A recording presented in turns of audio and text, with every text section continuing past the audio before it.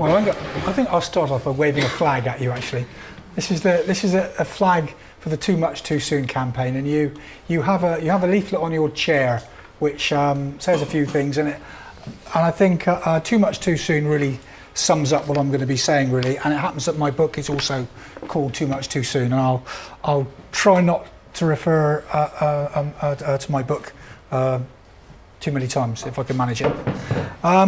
What I'm going to do is I'm going to start, and it's a difficult decision because I've only got 15 minutes in total, haven't I? 15 minutes. So this is really, you're going to have to wave a big red flag at me.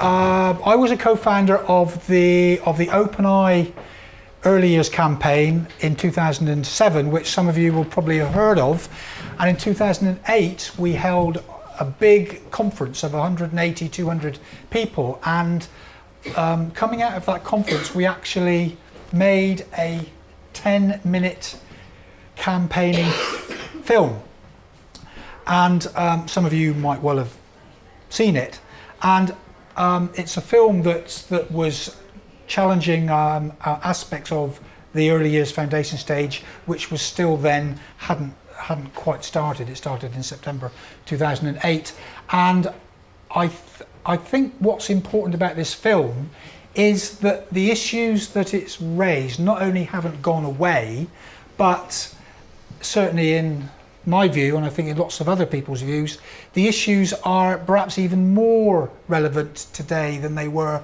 when the film was actually made. So at that point I'm going to shut up, I'm going to show the film, and then I'm just going to speak for 3 or 4 minutes afterwards to kind of headline what I think the main themes are, and then obviously we can pick the conversation up later on. So here we go.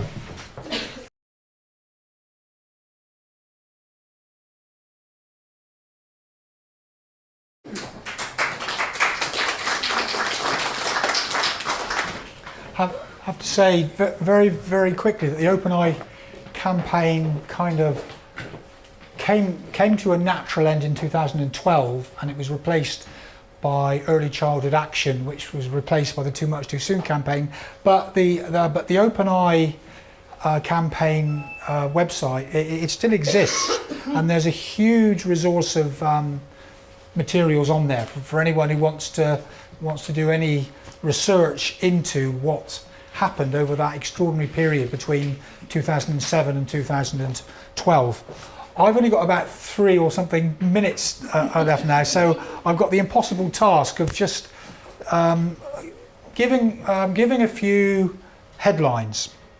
I think probably the most important ones are where the film started on the early learning goals, and whether it's appropriate to specify early learning goals for very young children, and that's both a question of process and a question of content. So first of all, there's the question about whether in principle it's helpful to specify goals which teachers expect young children to reach, and then to be constantly monitoring them and measuring them and ticking them off when they actually reach them. So there's that as a process, whether that is helpful for young children's learning experience. And secondly, equally important, there's the content of what those goals actually are. So even if we were to admit that the process isn't problematic, which you won't be surprised to hear I think it is majorly, hugely problematic. Even if we accepted that it wasn't, there would still be a massive issue about the content of those goals and the ages at which the children were expected to reach them. And you certainly saw from Penelope Leach the view that she expressed then, and there has been no major change since 2007 in the way in which literacy and numeracy goals in particular are implemented, and indeed with the march of synthetic phonics, it's arguably got a lot worse. So that's what I'm saying, that these issues that we spoke about 5-6 years ago haven't gone away. If anything, they're even more important today. There's another theme that was raised was that of the academic jargon, performativity.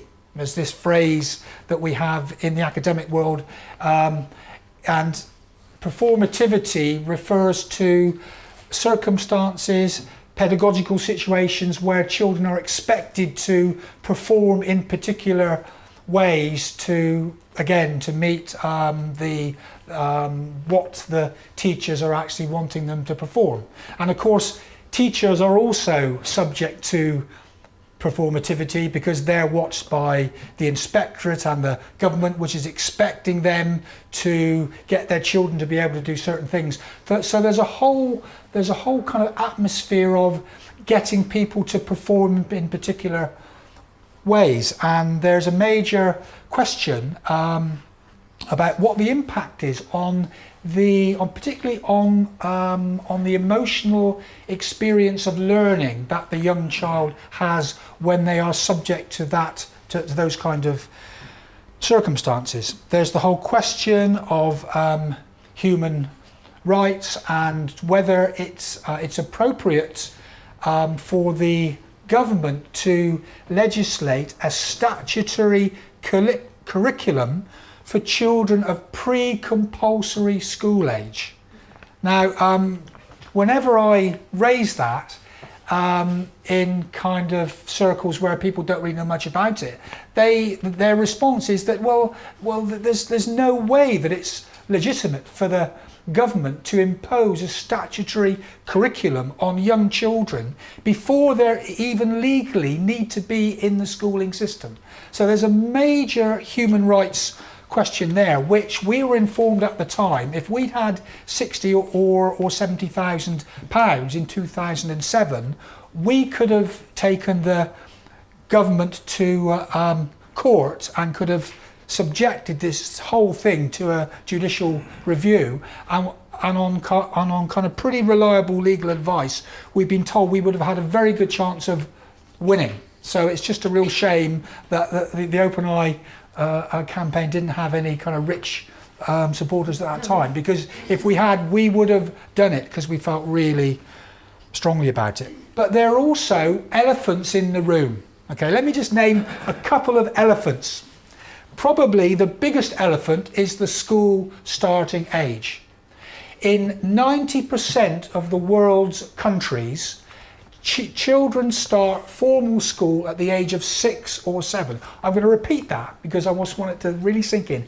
In 90% of the world's countries, the school starting age is 6 or 7. In this country, it's 4, and if the current government gets its way, it's soon going to be 2. Okay, so there's a whole question about what is driving what we've just been seeing in this film. I want to submit that because of the extraordinary phenomenon in this country, and there's a whole history behind this I haven't got time to go into, but we have a school starting age of 4. It's that which is driving all these systems of trying to make young children ready for quasi-formal learning before it's developmentally appropriate for that to be the case. So that's the first element in the room. The second is the kind of what Simon Boxley hasn't arrived yet. He will be, I expect, when he arrives, talking about the whole neoliberal global system and the way that the pressures of what you could call, I don't know, neoliberal capitalism and the kind of impact that system has right down through the system, right to the very way in which children are, the kind of educational experiences that children are subjected to. And I certainly feel there's a whole story there that needs to be kind of gone into very, very carefully. Simon will certainly do that later on. There's a whole question about the kind of paradigm that we're in at the moment. Steiner said a lot about what he called the evolution of human consciousness, and we need to try and locate what's happening within the wider comprehension of what is this age that we're living in, and how is it that we have this very kind of intellectual, cognitive, left-brained way of trying to help children to learn. There's a whole range of kind of movements that are happening and have been happening. The one that you've got the leaflet on your chair on is the Too Much Too Soon campaign. That comes out of the Save Childhood movement, and we are very, very active, and I think probably on the same sort of sheet as in fact you're on here, in being majorly concerned about the early learning environments that young children are being exposed to, and we are constantly challenging government policy making whenever we get the chance. The most important thing on the horizon, which probably Jess will talk about a bit later, is baseline assessment, which if the current government gets its way is going to be introduced, is it next September? Yeah. And you won't be surprised to hear, given what you've seen, that the idea of subjecting 4-year-old children, often children who are just 4, to assessment, which is all about this kind of schoolification agenda, has got enormous problems in terms of children's well-being, the kind of dangers of children being kind of labelled at a very premature age. There are kind of so many arguments against it, and if you want to take the handout that's on the front there, I've written lots of arguments that we can use to challenge that. And there's even talk, in fact, about a campaign of principled non-compliance. And at the NUT conference earlier this year, there was a motion that was passed at the NUT conference saying that the NUT were going to actively look into the possibility of practitioners refusing to comply with this new baseline assessment. Last sentence, linking this to the new Hippocratic Oath of Tristram Hunt, which you've probably heard about. A few days ago, the Labour shadow minister is saying, let's have a Hippocratic Oath for teachers to actually take. Now, what he forgot was that the Hippocratic Oath, its foundation is to do no harm. And actually, if we had a Hippocratic Oath for teachers, that would then possibly give them the option to say, we refuse to do things that we know will harm our children, even when government is telling us that we have to do them. So let's say revolution might be in the air, and let's hope that this is here in Brighton here, this meeting is the start of a kind of revolutionary movement. So that's me. Yeah.